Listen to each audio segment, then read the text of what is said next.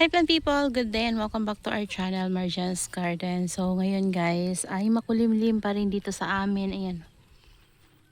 Ayan. Yan yung panahon dito guys.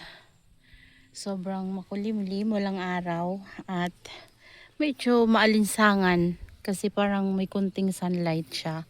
Pero makulimlim. So palaging maulan dito. Kaya kung mapapansin nyo yung lupa dito, sobrang basa pa rin. Tapos guys, kanina, pagpasok ko dito dahil sa sobrang lakas ng hangin at ulan, nung isang araw pa, lalong-lalo na kagabi guys, ay natumba na naman yung mga lacteas ko dito na area. So ayan, madumi yung kamay ko kasi nag-aayos ako dito, ayan o. Kasi meron ako mga dumating na mga plants at medyo nagkaroon ng problema dahil sa shipping. Delay siya dumating sa akin at merong naging problema dun sa plant. So, tingnan nyo to guys. Oh. Ayan yung nangyari, bulok nung dumating sa akin kasi dahil nga sobrang maulan at hindi naman naayos yung air dry ng seller. Kaya ang nangyari talaga guys ay nabulukan ako. Nabulok yung mga plants na pinadala sa akin, yung iba. Meron naman naging okay yung mga kasamahan pero siguro mga 3 to 4 pieces talaga, grabe yung ano nila, itsura nila as inalata. Tapos yung ano nila guys, ang lalago sana, sobrang lalaki ng plant, sobrang lago. Kaso lang yun yung naging problema guys. So sobrang sayang ng plants, nakakaawa sila.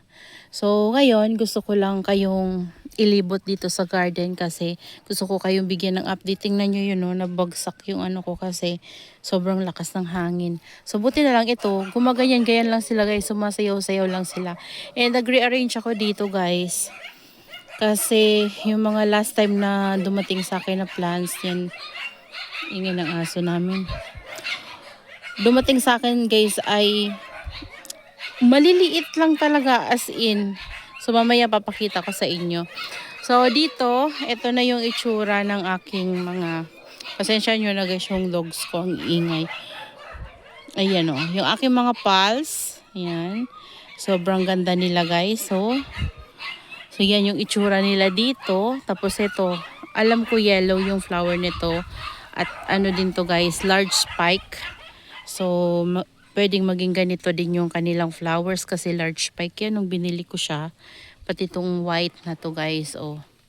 Ayan. Tapos may vacant dito kasi tinago ko yung isa nandun sa ating orchid section kasi parang yung dito niya guys. So yung bago natin yun. So yung bago ko yun na nabili kasamahan nito.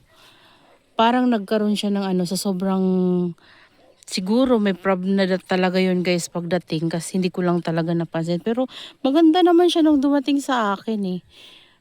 Kasi ilang ano pa lang yun guys eh. Ito wala naman oh. Dito talaga siya sa crown. So tinago ko muna. Baka dahil sa sobrang basa nga dahil sa kakaulan. So hindi ko kasi sila tinanggal.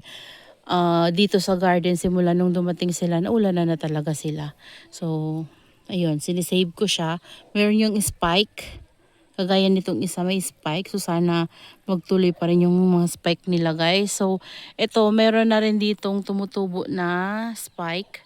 Ayan, sa akin na talaga siya guys tumutubo. At ang ganda nito oh. Sobrang ganda. Ayan oh. Yan yung isa oh. Pasayaw-sayaw lang sila dito guys. Ayan. Tapos alam nyo ba itong mga aglaonema ko na to guys. Yan. Ano ba tawag? Tama ba?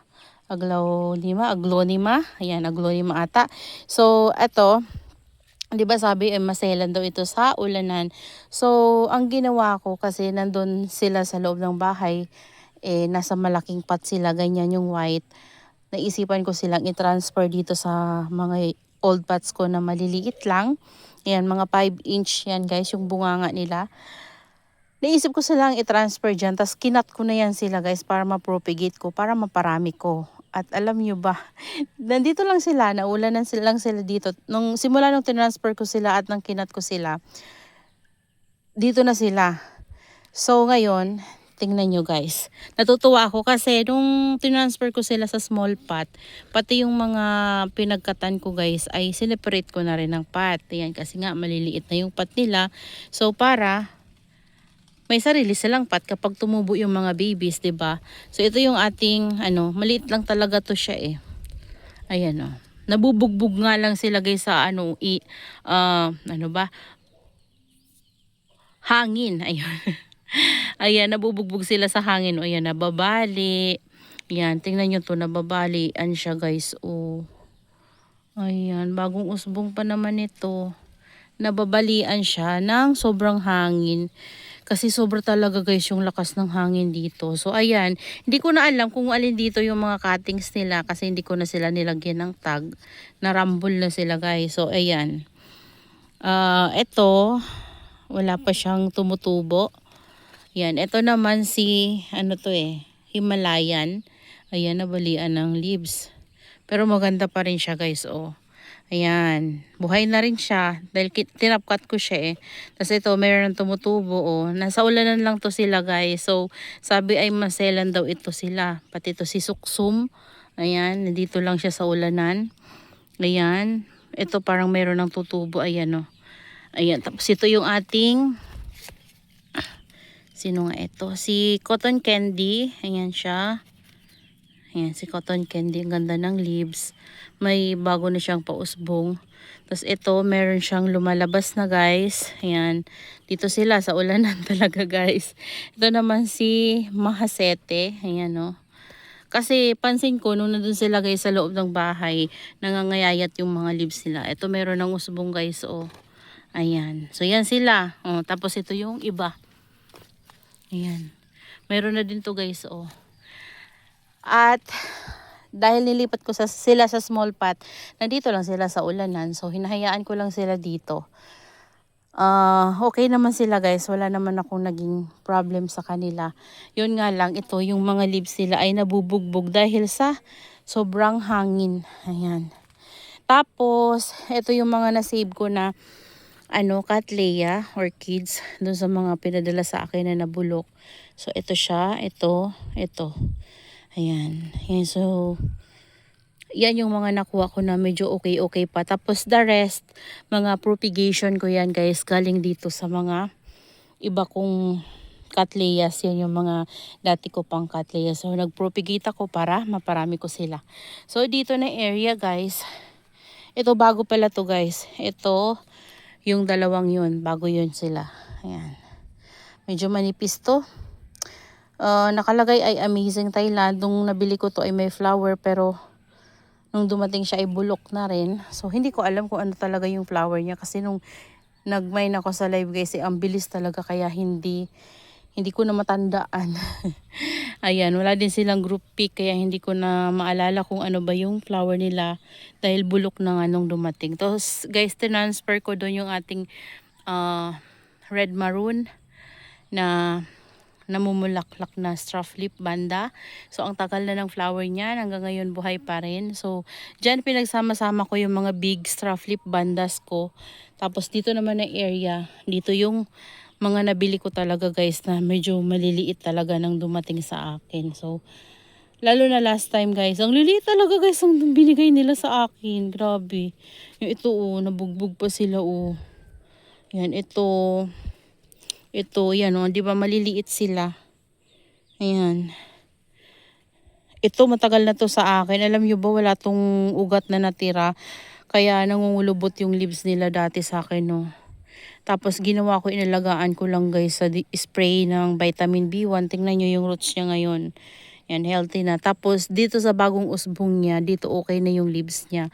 So pansin ko guys, sa mga straw leaf banda, kung kayo na-experience nyo din yung ganito, kapag pala dumating sa inyo na kulubot na yung leaves ng straw leaf banda nyo, hindi na siya gumagaling. Talagang kulubot na siya. Kasi tingnan nyo to diba? Kulubot siya. Ganyan na talaga siya guys nung dumating siya sa akin. Tapos, di ba nag-worry ako kasi nga wala na yung roots, naubos na yung roots kasi namatay nga sila dahil sa shipping and siguro talagang bulok na din yung roots. Hindi nila tinanggal, nandun pa lang sa kanila. So, kaya nung tinanggal ko dito, halos wala nang natira.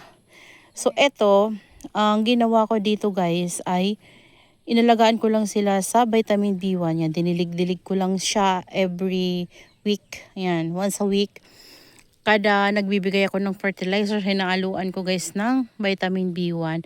And pansin ko yan, yung bago niyang usbong, doon guys, hindi na siya dehydrated. So, yung mga nanditong dehydrated, ganun na talaga sila guys, hindi na nagbabago. Ayan, so dito naman, ayan, ito oh, di ba maliit lang to. Liit lang talaga guys nung iba nilang binigay sa akin, ayan oh.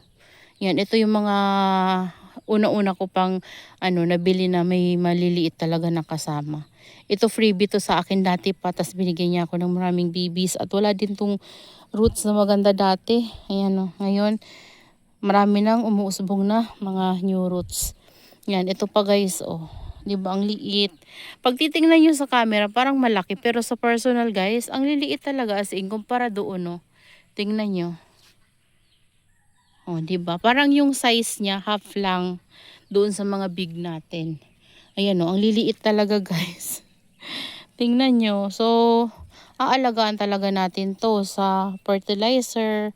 Yan, ito din no, nung dumating to sa akin, ganito na talaga yung itsura niya guys. So, hindi lahat talaga ng halaman ko guys maganda. Sa nakikita nyo, hindi nyo lang talaga nakikita ng maayos. Pero meron talagang may mga casualties na dumadating sa akin na ganito. Hindi naman natin to pwedeng i-refund or ibalik dahil nga okay naman nung yung plants kaso lang kulubot. Tapos tingnan nyo yung roots, patay din halos ng roots niya. Nung dumating siya sa akin, mukhang okay pa. Tapos after ilang days, na siya, nag-yellowish na. So kinat ko. Ayan, buti na lang guys, ngayon meron ng umuusbong na isang roots. Dahil dinidiligan ko siya lagi nung vitamin B1. So hindi guys madali yung pag-aalaga ng orchids. Kagaya nitong mga straw leaf bandas na to, hindi talaga guys madali. Kailangan din talaga ng patience sa pag-aantay ng new progress nila, kung kailan sila mamumulaklak, ganyan, kung nagkasakit sila, kung kailan sila natin mapapagaling. So yun, kailangan talaga ng tiyaga talaga guys at mahabang pasensya. Ayan, di ba maliliit? Ito medyo malaki-laki to. Ito maliliit din to. Oh. Yeah, so pinagsama-sama ko dito lahat ng maliliit ko as yung may ganitong problem dahil plano ko silang diligan palagi ng 30-10-10. Yan, kasi yung 30-10-10 guys ay para sa growth booster nila at doon naman ay pinagsama-sama ko yung mga big para 30-20 ang ibibigay ko sa kanila guys. So balance fertilizer. So ito din yung iba nating na save na mga straw leaf bandas. Ayan. So ito din yung iba natin na na-save ng mga Cattleyas. Kasi yung pinadala na yun sa akin guys ay sobrang kapal talaga nung nabili ko na yun. And nag-worry lang ako talaga kasi nung dumating sila halos bulok na. Hindi ko lang guys na vlog kasi super excited nga ako na makita. Kasi nung namayin ko talaga sobrang lush. Tapos pagdating dito guys nabubulok. So ito yung iba. Ito medyo payatot siya. Pero ayan, may bulaklak din to nung dumating sa akin pero tuyo na at nabubulok na rin yung bulaklak niya. Pero meron pa siya ditong isang bulb. Ayan, di pa siya nag-open. Ito, nag-open na siya. Open na siya nung dumating sa akin. Ayan o. Kaso, nabugbog naman guys sa shipping. So, ang ID nito ay Miss Thailand. Ayan o. Ayan. Tapos, dito, mga propagation ko to guys, galing dun sa mga Cattleyas na nabili ko before. Ayan o. Yan, pinaparami ko kasi sila. Ito, propagation ko galing dun sa Cattleya ko na dati pa guys. Siguro mga 7 years ago. 7 years ago, ayan, ito yun sila guys. Pinaghiwa-hiwalay ko and na-stress sila kasi nga summer ako so dapat pala nag-propagate ako. Medyo maulan-ulan na guys. Summer kasi sobrang init. Ayan, yung nandito ko na baby na straw leaf banda guys, yung nagkaroon ng fungus ay tinabi ko muna kasi nag-continue yung fungus dun sa baby. Pero dun sa mother, hindi naman guys. Hindi na siya nagkaroon ng fungus at ngayon ay may spike na siya. Ayan. So dito na area guys, ayan o. Ayun yung iba kong mga dendrobium na nabili na medyo nagkaroon din ng problem. Ayan, pinagkakat ko tapos dinikit ko dyan. Pinaghiwa-hiwalay ko para ma-dry siya. So, tamang-tama ngayon guys, hindi umulan at medyo maalinsangan. So, matutuyo sila. Tapos dito guys, meron tayong mga flower dito. Ayan o. Charan! Ayan. Ito yung mga dati ko pang mga banda. Ayan o. Mga ano na lang yan guys. So, tira-tira na lang to guys sa mga pinugot-pugot ko dati. Tapos, nabalian. Ganyan. Tapos ito, ayan. Ano to? Freebie ata to sa akin eh.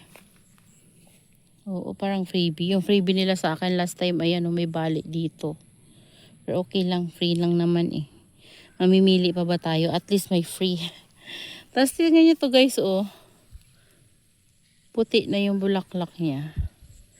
Grabe yung ano guys, so marami na namang damo. Hindi ko talaga tumatapos-tapos. Ayan. Tapos dito, yan yung mga pinopropagate ko ng mga dendrobium ko guys. Ayan. Summer to nang itanim ko dito. Kaya kulubot-kulubot yung iba. So ngayon nagsusurvive na siya guys. Ayan o. Tapos dito may buds oh. Charan! Yan yung namulaklak ko dati na ang laki-laki ng flower spike. Petals pala. Ayan. Ito din. Ang ganda. Orange to guys oh. Ang ganda niya. Tapos dito may bago na naman oh. So first time ko lang makita yung mga flowers nila kasi nabili ko yan before ay mga ano sila guys. Mga bundle na cuttings. Yan. So ngayon ko lang makikita talaga yung mga flowers nila. Ito yung kasamahan ng iba natin na nabili. Ayan o, merong ano, fungus. Nag-spray naman ako sa kanila guys ng fungicide. Tanggalin natin. Ito yung nabali sa kanya guys. Oh. Sinot ko lang dyan. Nababasa siya. Ganyan ko lang siguro para matuyo to. Ayan. Ganda pa naman ito. Si Dragon Smiles. Ayan, ito mayroon ng spike oh. Si Pink Mutate. So first time ko rin makikita yung flower niya. Ito yung mga bago ko guys oh. Ayan. So ito okay naman siya. Kasamahan nun guys yung nasira ko na cut. Pero ito okay naman sila. Ito matagal na to sa akin. Si Big Ben. Nawawala na yung ano niya. Twisted Big Ben. Meron na siyang flower spike. Ayan. So medyo nakakapagod mag-ayos dito sa garden. Tapos dito guys, nakapag-add ako dito ng ito cuttings to. Ayan, mula sa mother. Ayan, nagkaroon na ng ano to. Sana magkaroon to ng suhi. Ito cuttings yung nabili ko. Ayan. Tapos this one yung cuttings. Oh. Ayan. Tapos ito, may flower spike. Ayun, may flower spike din guys. Oh, parang karamihan ay orange ang lumalabas. Hala, double spike pa siya guys. Ayun oh. Huwag ko nang lapitan. Ayan, dito, ito pala guys. Ito yung pinakapuno. Ito yung pinakapuno neto. Ayan, tapos ito naman yung pinakapuno niya ay ito. So, sobrang haba kaya kinat siya. Ayan. May flower sila nang mabili ko. Ito ay Hello Rose. Ayan guys, oh. Sayang nga, nabubugbog. Nabubugbog sila sa shipping. Ang ganda sana ng mga flowers nila. Ito din, oh. At least meron pa kahit paano. Hindi ko pa tinatanggal kasi gusto ko man lang makita yung bulaklak nila. At ito sobrang ganda guys. Oh, tingnan nyo naman. Grabe guys. Ang ganda-ganda niya. Ang tagal na niyan guys nag full bloom. Nauna to sa kanya mag full bloom. Pero hanggang ngayon meron pa rin dalawa. Kung hindi lang laging maulan. Tapos ito yung bumagsak guys. Oh. Ayan oh. Tingnan nyo. Bugbog sarado. Ayan oh, yung mga rice hull na yan. Dinagdagan ko ulit sila ng rice hull. So sana walang maging problem. Yung isang red ko dito. Yung red ko na nasa big pot. Pinasok ko muna guys. Kasi meron na siyang nabubulok na part doon sa katawan niya. Nilinis ko at pinasok ko muna doon sa loob ng greenhouse para hindi na siya mabasa. Ayan. So, ito yung mga big natin na mga straw leaf banda guys. Ayan. Ito yung mga nagkaroon ng problem nakaraan na may fungus nung dumating sa atin dahil basa din siya na shinip. So, ngayon okay naman na sila guys. Nakasurvive na. Ayan o. So, antayin ko na lang na bigyan nila ako ng bagong usbong at ay may ano bulok na. Yan, bigyan nila ako ng bagong usbong tsaka magiging maganda na sila guys. Ayan may mga spikes ito. Yan, tapos dito, yan yung net natin guys sa kanila. Yan, nandito na rin yung ating Aerides na malapit nang mag-open at napakabango ng flower niyan. Ito guys, meron na naman tong spike. Ito yung nag-flower na karaan na sobrang bango na. Parang color yellow yon. So, ayan, meron na naman siyang new spike. Ito wala pa. Ayan. So, yun lang guys, yung mabibigay ko sa inyong update dito sa ating mga orchids.